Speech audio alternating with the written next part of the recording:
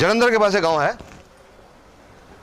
वहां से दिसंबर में एक पेशेंट नहीं, एक पेशेंट का बेटा आया मेरे पास 11 दिसंबर को अपनी माताजी की रिपोर्ट लेके।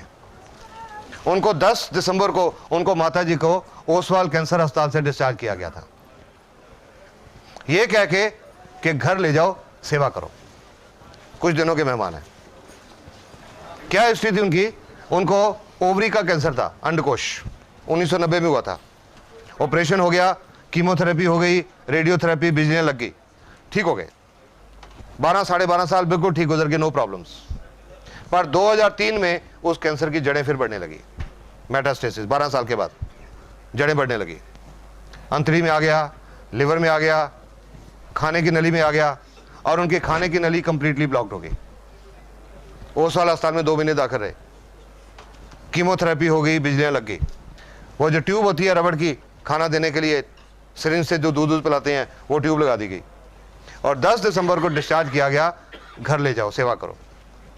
वो पूछता है जी आपकी गैनोडर्मा कुछ करेगी?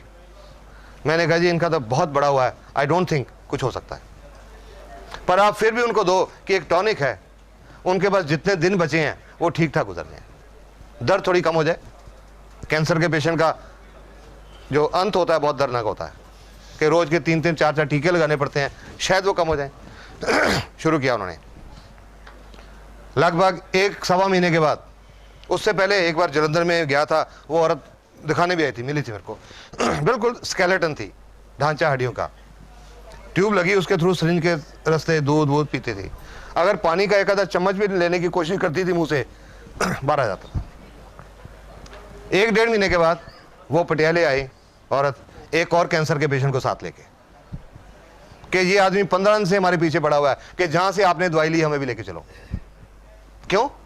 क्योंकि उस औरत ने अब कुछ खाना पीना शुरू कर दिया था, लिक्विड्स,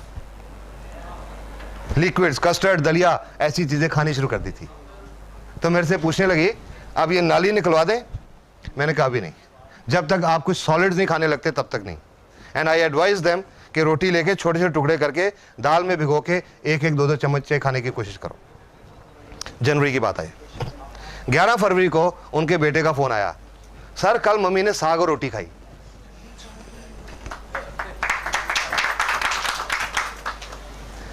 इंसिडेंटली मुझे 13 फरवरी को जलंधर जाना था एक शादी अटेंड करने। I felt so happy. मैंने उसको कहा अपने गांव का रास्ता बताओ, मैं तुम्हारे गांव में आना चाहता हूं। और उनके गांव में गया। उस औरत की एक सिस्टर कनाडा से आई थी लास्ट टाइम उनको मिलने के लिए।